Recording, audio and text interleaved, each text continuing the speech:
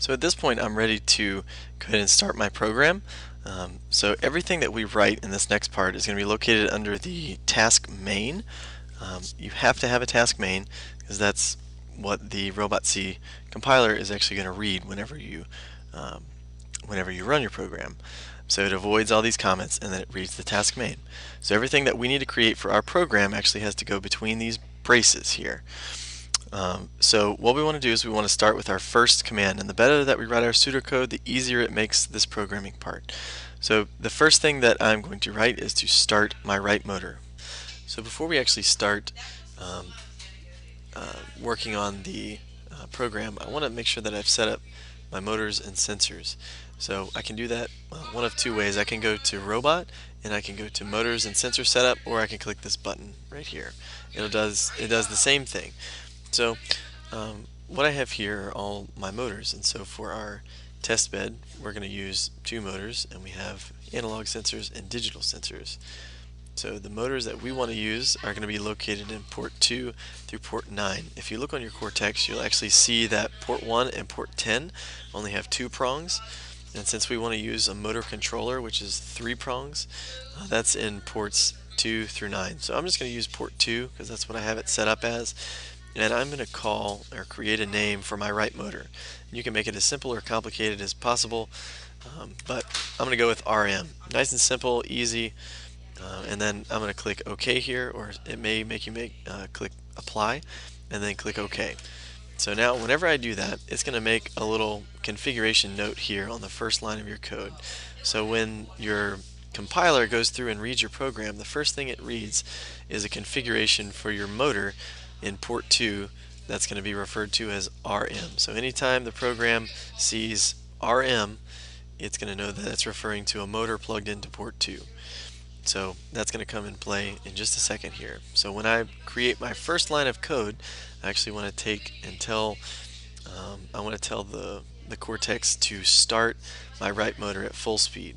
So in order to do that, you can go into your natural language here, which has all your commands, and I want to actually start the motor. And you'll notice that a bunch of information pops up when I roll my mouse over it, and it also gives you kind of a template for this text function. So I can come and I can drag it here, and then I can change it to whatever I called the motor, which is RM, and then I can adjust the speed. So you want to make sure that the speed is anywhere from -127 to 127. So you want it at full speed, so I'm going to put in 127 there. So there I have my first line of code. You'll notice that whenever I have the start motor command, there's a capital M here, and it also turns like a dark blue.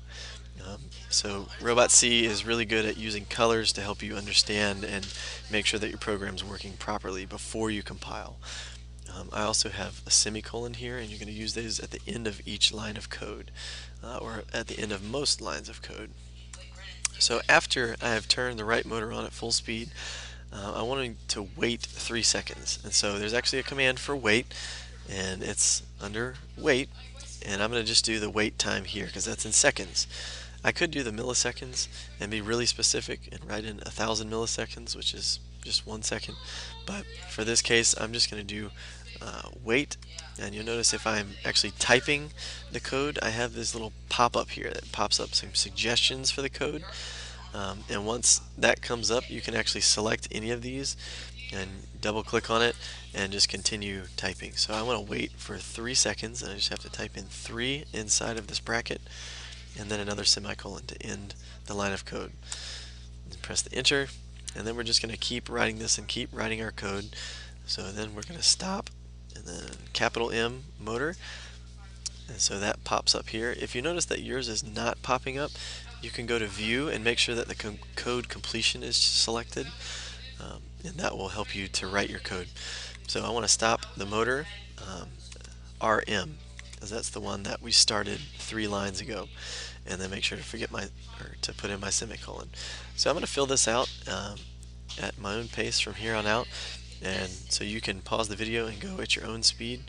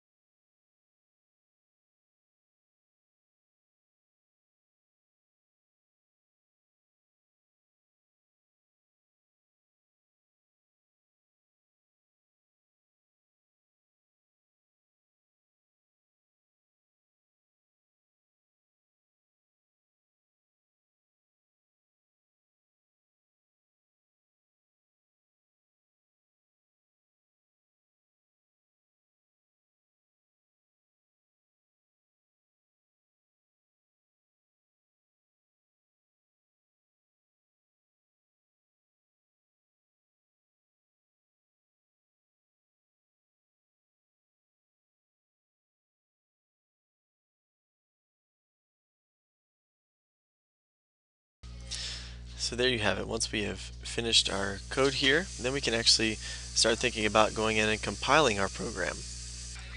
So when I compile my program, what that's doing is it's actually going through and just checking my program to make sure that it works before I actually load it onto my Cortex. So it's just a way of checking your program. So what we're going to do is we're going to compile it. I'm going to click the compile button. It'll tell me down here that it compiled successfully. And it tells me when I did that in the file that it compiled. So let's say that I had an error. So the compiler is going to help us fix errors. So let's say that I forgot to put a semicolon here on line 34. It's going to give me a little yellow X, and the yellow X's are just warnings, and it's going to tell you the line where the warning is, and it's going to say that it's missing the semicolon.